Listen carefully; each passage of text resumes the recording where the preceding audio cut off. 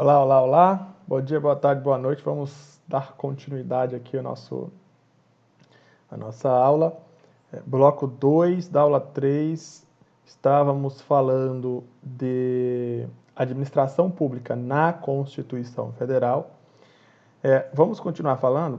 Lembrando que eu falei um pouquinho, bem de leve, sobre a expressão mnemônica LIMP. Expressão mnemônica LIMP, que significa indica os principais princípios da administração pública brasileira, que é a legalidade, a impessoalidade, a moralidade, a publicidade e a eficiência. São princípios de fácil compreensão e agora eu vou tentar explicar um a um, tá? Primeiro, princípio da legalidade. O princípio da legalidade, hoje no direito brasileiro, ele é também estudado como sendo o princípio da juridicidade. Tá? Princípio da legalidade ou princípio da juridicidade, tá bom?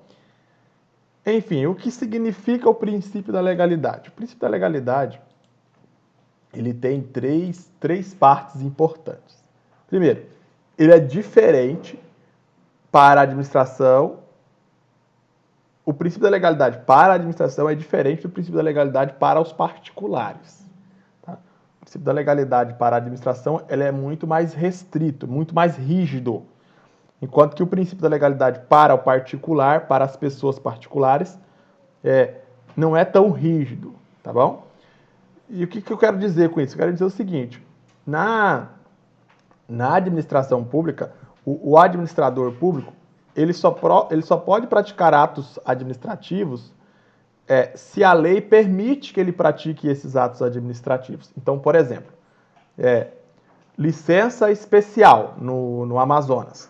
Se você completar 5 anos de serviço público, você vai poder tirar uma licença especial de 3 meses. Por quê? Porque tem um artigo na Lei 1762 de 1986, né, a Lei Amazonense, que permite você tirar essa licença.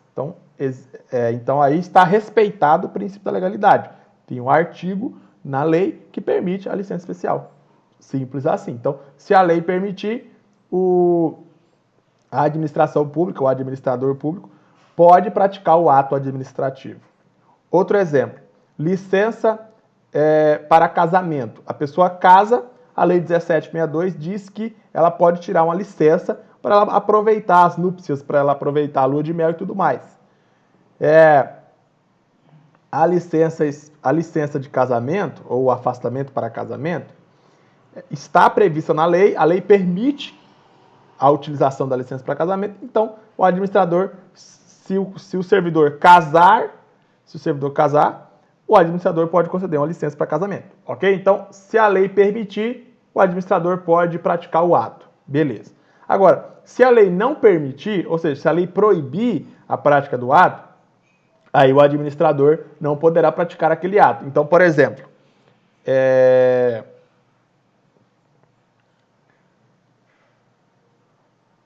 um exemplo que eu posso citar. Vamos supor um benefício que não existe aqui no Amazonas, auxílio creche. No Amazonas não existe o benefício auxílio creche. Então, o administrador público pode conceder auxílio creche? Não, não pode, porque não tem lei permitindo. Tá? Agora, um outro exemplo. Subsídio.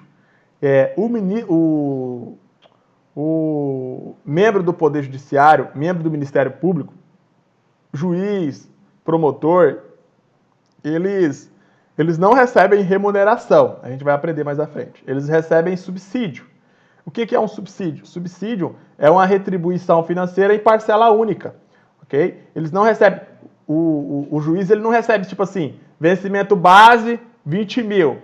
Gratificação por exercício da magistratura, 5 mil. Gratificação pelo exercício, por responder à vara judicial, mais 5 mil. Aí dá 30 mil. Não, o magistrado não recebe assim. O magistrado recebe em parcela única. Então, por exemplo, o salário dele, vamos supor, se o salário do magistrado é 30 mil, ele vai receber 30 mil e acabou.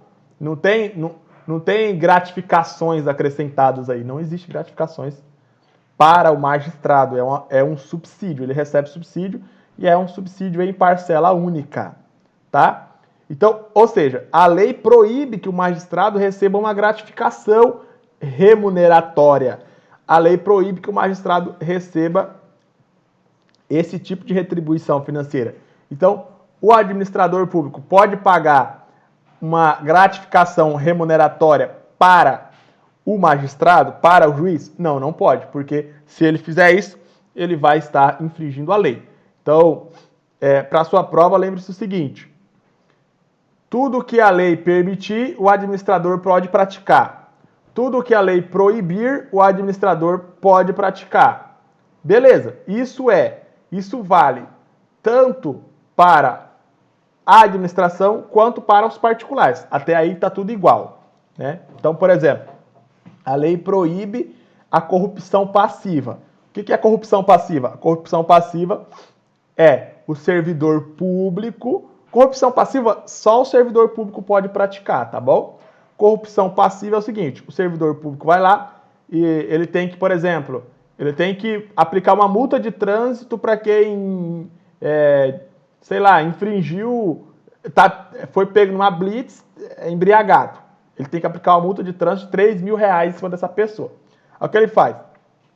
É o servidor público de trânsito. Ele chega e fala assim, ó, seguinte, cara, eu vou ter que te aplicar uma multa aqui de 3.000 e tal, porque você tá embriagado, mas se tu me pagar milão aí, eu não aplico a multa não pra ti. Aí você vai sair num lucro de 2.000. Você me paga R$1.000, tá tudo certo, não vou aplicar a multa não. O agente de trânsito, ou a polícia militar, que fizer essa fiscalização, ele não pode ter esse tipo de conduta, porque esse tipo de conduta é crime, é corrupção passiva. Ele está solicitando um dinheiro para fazer ou não fazer um ato administrativo, né, que é da competência dele. Isso é corrupção passiva. Então, a corrupção passiva só o servidor público pode praticar, só o agente público que pode praticar. A corrupção ativa é quando o particular oferece. Quando o agente público pede, é corrupção passiva, tá? Só o agente público pode praticar. Quando o particular oferece dinheiro, né? Tipo assim, vamos supor, lá na Blitz, o cara vai pagar, vai ser multado em R$3.000. Ele fala, não, cara, eu te dou R$1.000 e aí você não aplica a multa. Aí é corrupção ativa, porque é o particular que está praticando, o particular que está oferecendo, tá bom? Enfim. A lei brasileira proíbe que os agentes públicos cometam corrupção passiva, tá? Então, significa dizer que, de acordo com o princípio da legalidade, o agente público não pode cometer corrupção passiva porque a lei proíbe esse tipo de conduta, beleza? Então, esse é o princípio da legalidade. Eu tenho que fazer tudo o que a lei permitir. Eu só posso fazer o que a lei permitir. Eu, agente público, só posso fazer o que a lei permitir. E se a lei proibir, eu não posso fazer. Tudo que a lei proibir, eu não posso fazer. Tá? Então, isso é assim para a administração pública e isso é assim também para os particulares. Agora, existe uma terceira informação, que é a seguinte: e se a lei nem permitir e nem proibir? Ou seja, a lei não falou nada, a lei é omissa, a lei ficou quieta. Se a lei é omissa, se a lei não fala, se a lei não proíbe, se a lei não permite, aí o que acontece? A administração pública não pode praticar o ato. Agora, o particular pode praticar o ato. Quer ver um exemplo? Exemplo simples. Eu coloquei aqui 2 exemplos para você tentar entender essa parte. Ó. João ocupa o cargo de assistente judiciário do tribunal nível médio. Beleza, nível médio de tribunal concursado. Ok. Então, o João faz parte da administração pública, né? Então, aqui nós estamos falando da administração pública, tá? Ok. João pediu auxílio combustível ao tribunal. Ok, pediu auxílio combustível. Pediu, vamos supor, R$2.000 de auxílio combustível para o tribunal. Tá. Não existe nenhuma lei que permite o auxílio combustível e também não existe nenhuma lei que proíbe o auxílio combustível. Ou seja, a lei, ela não falou nada se pode ou se não pode pagar auxílio combustível, tá? Não falou nada. Beleza? Não falou nada. O que o tribunal fez? O tribunal negou o pedido. Tá? Essa conduta do tribunal de negar o pedido de auxílio combustível está correta, porque o princípio da legalidade obriga que o tribunal não pague auxílio combustível para o João.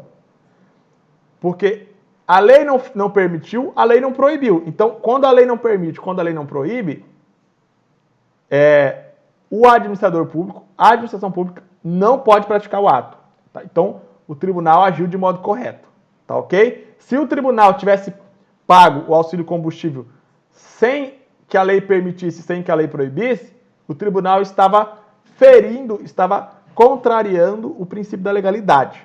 Tá ok? Então perceba que o princípio da legalidade para a administração pública é muito mais rígido do que o princípio da legalidade para os particulares. Vamos citar um exemplo agora dos particulares. Olha só, o exemplo dos particulares, olha só. Pedro ocupa o cargo de gerente de atendimento da Gol Linhas Aéreas. Então, ele não trabalha para o poder público, ele trabalha para a Gol Linhas Aéreas. Beleza. De nível médio, o cargo dele é de nível médio, tá ok. Pedro pediu auxílio combustível à empresa, pediu R$2.000 de auxílio combustível, que nem João pediu. Não existe lei que permite, nem existe lei que proíbe o pagamento de auxílio combustível aos gerentes. Beleza. A empresa, a Gol, ela aceitou o pedido. Está correto? Está correto. Porque quando é para os particulares, né? A Gol é particular, é uma empresa particular, não é uma empresa pública. Quando é para os particulares, se a lei permitir, pode praticar. Se a lei proibir, não pode praticar. Agora, se a lei não falou nada, também pode praticar. Tá ok? Então, a diferença entre o princípio da legalidade no âmbito da administração pública e o princípio da legalidade no âmbito da vida privada é essa, né? Se a lei não falar nada, a administração pública não pode praticar o ato. Se a lei não falar nada, os particulares podem praticar o ato. Tá bom? Espero que você tenha entendido essa diferença. Tá ok? Agora vamos falar do próximo princípio. A gente falou do... o LIMP, nós estamos falando do LIMP, né? Legalidade, impessoalidade, moralidade, publicidade e eficiência. Próximo princípio. Princípio da impessoalidade. Bom, para falar do princípio da impessoalidade, eu devo orientá-los no sentido de que esse princípio ele é dividido em 3 partes. Tá bom? Primeiro, temos um aspecto relacionado à teoria do órgão.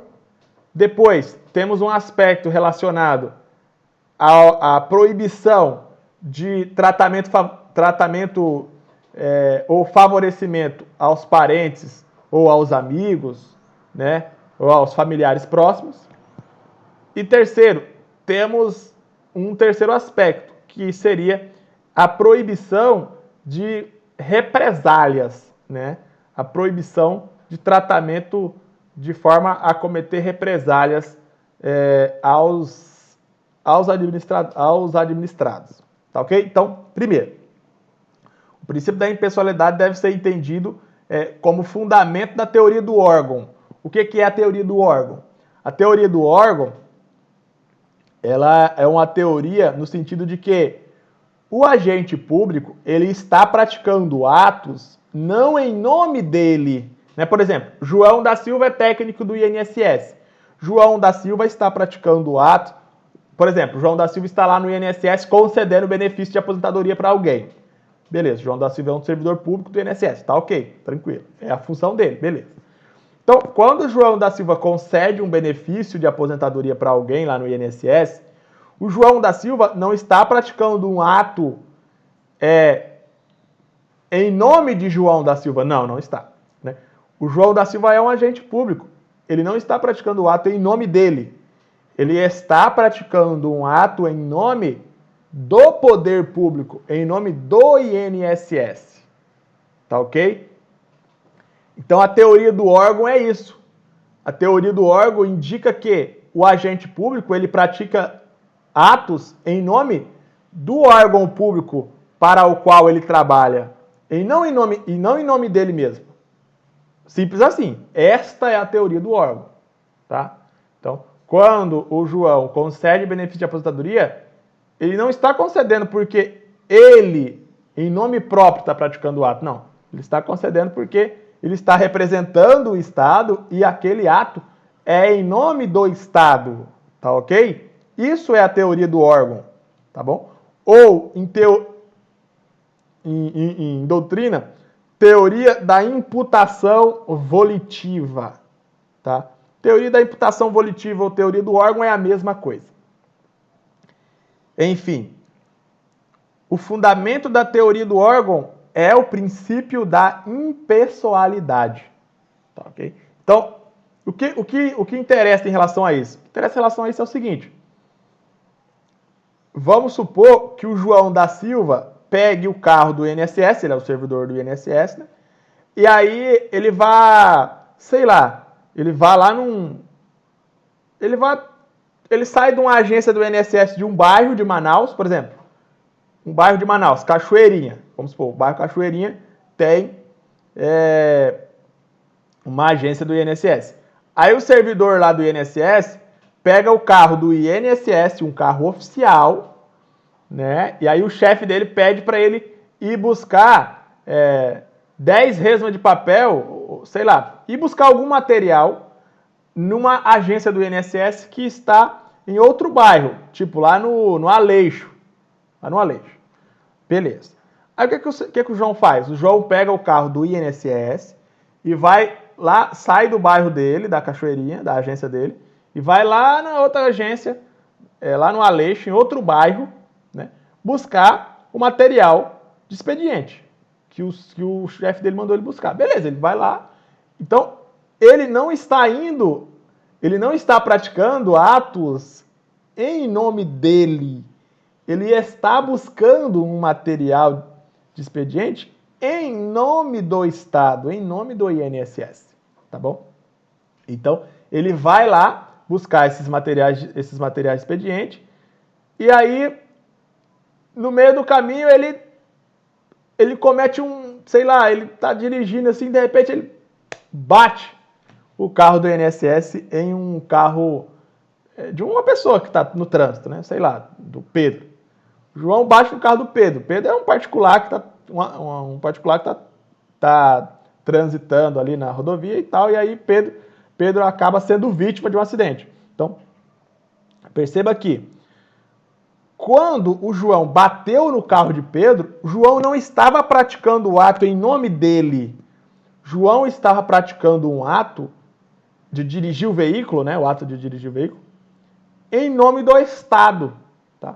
Então vamos supor que João cause aí um prejuízo de 10 mil reais no patrimônio de Pedro, porque, sei lá, bateu lá no carro, o carro amassou e tudo mais, e não sei o quê. Enfim, teve um prejuízo de 10 mil. Quem vai pagar o prejuízo para Pedro? O Estado. Ok? Por quê? É a teoria do órgão. O João não estava praticando atos em nome de João. Estava praticando atos em nome do Estado. Então, se ele causou prejuízo para uma vítima, a vítima vai receber os 10 mil reais do Estado. Tá? Isso aí é a responsabilidade civil objetiva. Ok? Beleza? Então, a vítima aí não precisará provar que o João agiu com dolo, né, com a vontade, ou que João agiu com culpa, ou que foi culpa de João. Basta a vítima provar que João estava dirigindo aquele carro do INSS, né, praticou a conduta de dirigir o carro do INSS, e provar que ele sofreu um dano com aquela conduta praticada. Ok? Ou seja, provar que ocorreu realmente a batida. Tá beleza? Então, aí a vítima vai receber a indenização aí de 10 mil reais. Enfim, o princípio da impessoalidade, ele determina isso. Ele obriga isso. Okay? O princípio da impessoalidade, ele fundamenta a teoria do órgão. Ou seja, o princípio da impessoalidade, ele fundamenta a regra no sentido de que o agente público pratica atos em nome do poder público e não em nome próprio. Simples assim. Ok? Beleza. Então, avancemos para o segundo aspecto do princípio da impessoalidade. O segundo aspecto do princípio da impessoalidade é a vedação ao nepotismo, ou a vedação ao tratamento, ao favorecimento dos familiares, né? Então, por exemplo, o presidente do tribunal pode nomear o seu irmão para ocupar um cargo em comissão na presidência do tribunal? Não, não pode. Não pode. Não pode nomear. Porque isso é nepotismo. Isso é tratamento favorecido para pessoas próximas, para familiares próximos. Não pode, né? Existe uma súmula vinculante do Supremo Tribunal Federal, que é a súmula vinculante número 13, que proíbe o nepotismo, tá? É a vedação ao nepotismo. A vedação ao nepotismo é isso, tá ok? De acordo com essa súmula vinculante número 13, os parentes da autoridade nomeante podem ser nomeados pela autoridade nomeante, até o 3º grau, né? Então, frise, do primo em diante, pode. Do primo para trás, não pode. Então, por exemplo, o tio do presidente não pode ocupar cargo em comissão lá na presidência do tribunal. Agora, o primo pode, tá bom? Porque o primo é parente de 4º grau. E a proibição é só até o parente de 3º grau, tá bom? Você tem que saber essa diferença.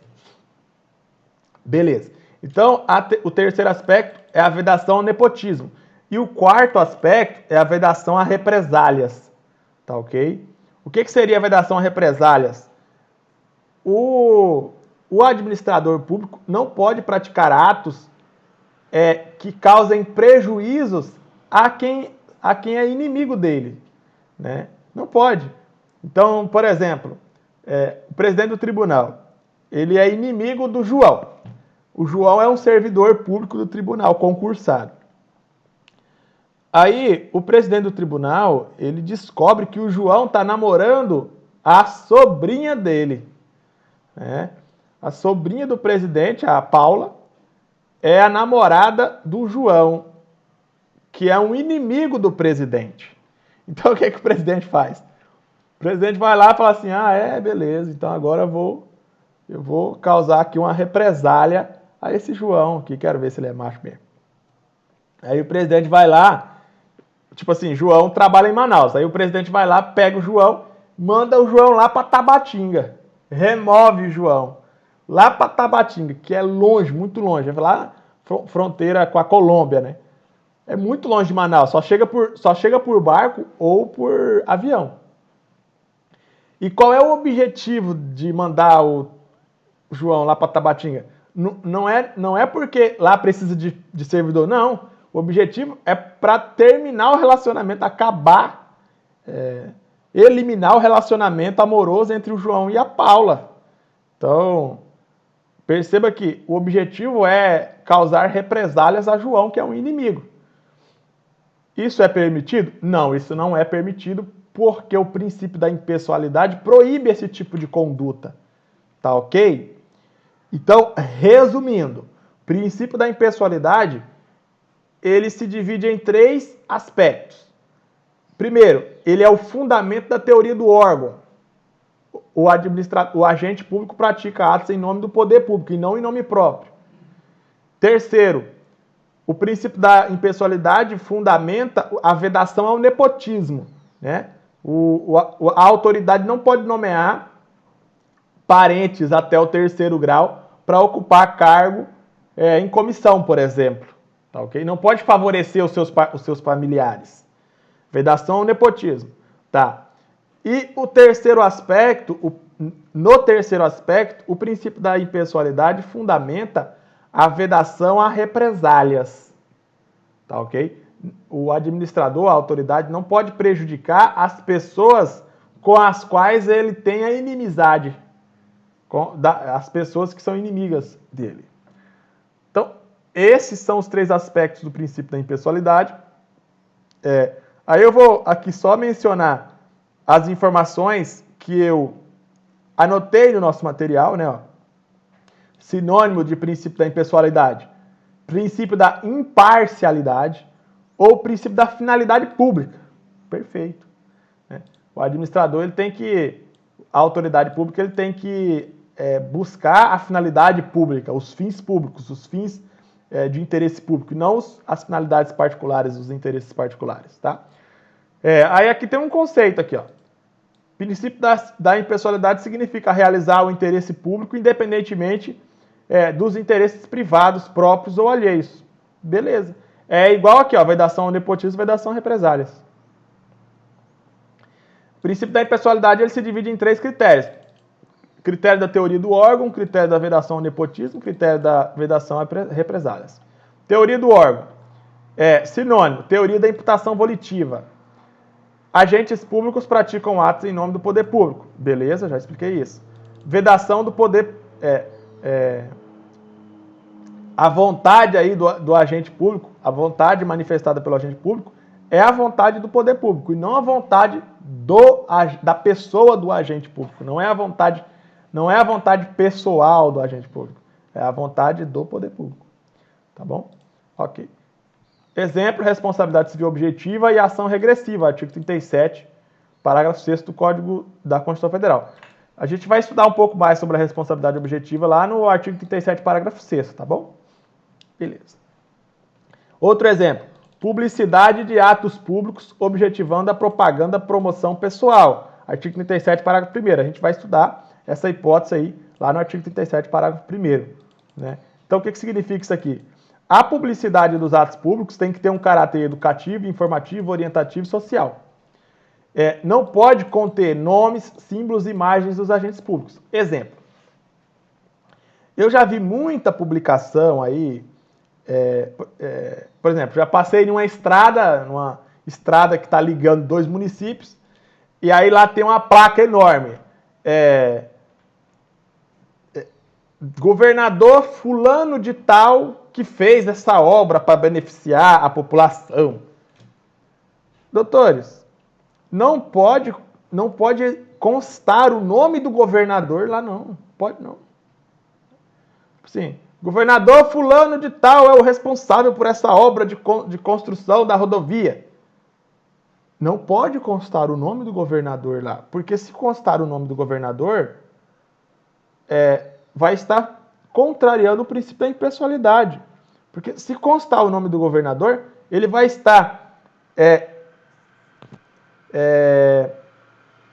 tentando se promover pessoalmente perante a sociedade. Não pode acontecer isso. Tá? Então, se o governador quer construir uma estrada ligando um município a outro município, beleza, que construa a estrada. Mas não se identifique como sendo ele que está praticando aquela obra pública, né? O governador, não é a pessoa do governador que está praticando aquele ato. Não é. É o dinheiro público que está bancando aquilo. Então, o ato é em nome do poder público. Então, o máximo que ele poderia fazer é o seguinte: obra feita pelo Estado tal. Não pode colocar o nome dele lá, porque se ele coloca o nome dele lá, a população como é que eu posso dizer? É o nome do governador que está sendo promovido, e não o poder público, ok? Beleza? Então tome muito cuidado. Eu já vi muita placa lá escrita: governador fulano de tal está fazendo essa obra aqui. Não pode. Tem que colocar só lá. A única coisa que poderia colocar é o seguinte: obra sob a responsabilidade do Estado de Rondônia ou do Estado do Amazonas, sei lá qual é o Estado. Tá? Então, o princípio da impessoalidade, de acordo com a teoria do órgão, indica que o agente público pratica atos em nome do poder público. Então, não é possível esse tipo de conduta, né? Colocar o nome, o símbolo ou a imagem do agente público lá na publicação de um ato administrativo. Não pode, isso não pode acontecer não, tá bom? Beleza?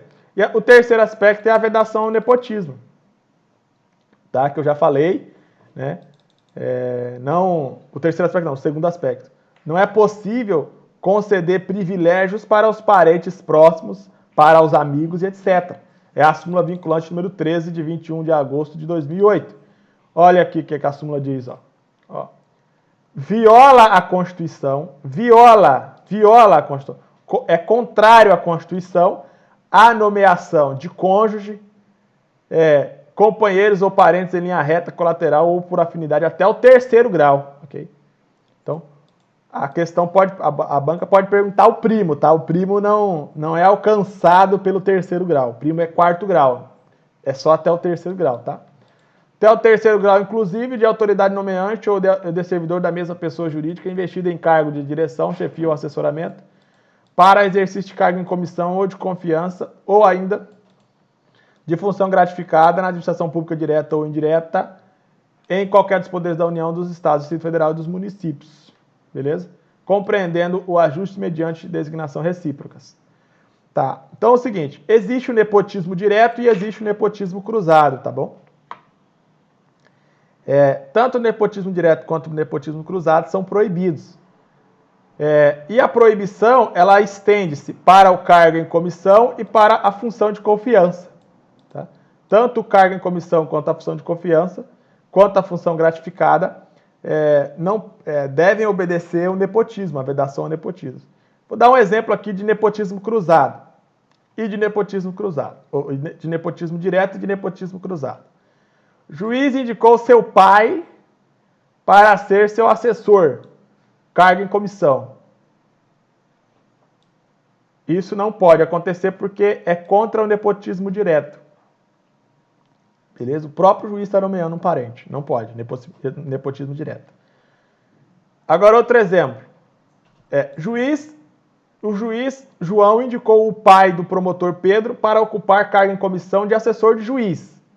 E, em troca, o promotor Pedro indicou o pai de João para ocupar um cargo comissionado de assessor de promotor. Nepotismo cruzado ou nepotismo indireto. Ou seja, o juiz nomeou uma pessoa que não é parente dele para ocupar um cargo de assessor. Aparentemente pode nomear. Só que esse cara que vai ser o assessor, ele é o parente de um promotor, ok? E o juiz só nomeou o pai, só nomeou o parente do promotor, porque o promotor ia nomear um parente do juiz para ser o assessor do promotor. Então existe aí uma troca de favores. Também não pode. É o nepotismo cruzado, tá bom? Aí aqui a súmula vinculante fala aqui, ó. Compreendido o ajuste mediante designações recíprocas. Isso aqui é uma designação recíproca. O juiz nomeia o parente do promotor, o promotor nomeia o parente do juiz. Não pode. Não pode acontecer isso. Simples assim. Nepotismo cruzado. Agora vamos dar um exemplo de uma coisa que pode acontecer. Ó, juiz indicou seu primo para ser o seu assessor. Pode? Pode. Porque primo é parente de quarto grau, ok? E a vedação ao nepotismo se estende apenas para o parente de terceiro grau. O primo é parente de quarto grau, tá? Eu vou colocar isso aqui como uma exceção, tá? O parente de quarto grau é uma exceção. Aqui, ó.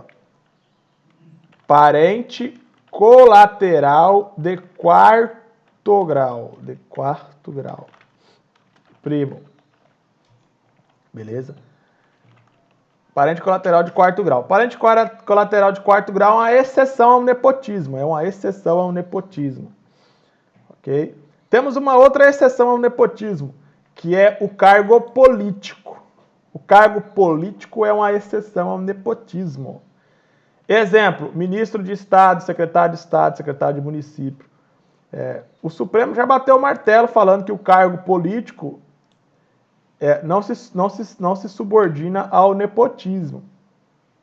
Exemplo, chefe do executivo, né, por exemplo, o presidente da República, o governador do estado, o prefeito, chefe do executivo, nomeou seu pai, ou seu irmão, ou seu filho para ocupar o cargo de ministro da Fazenda, ou de secretário de Estado, né, da Educação, ou de secretário municipal de Saúde.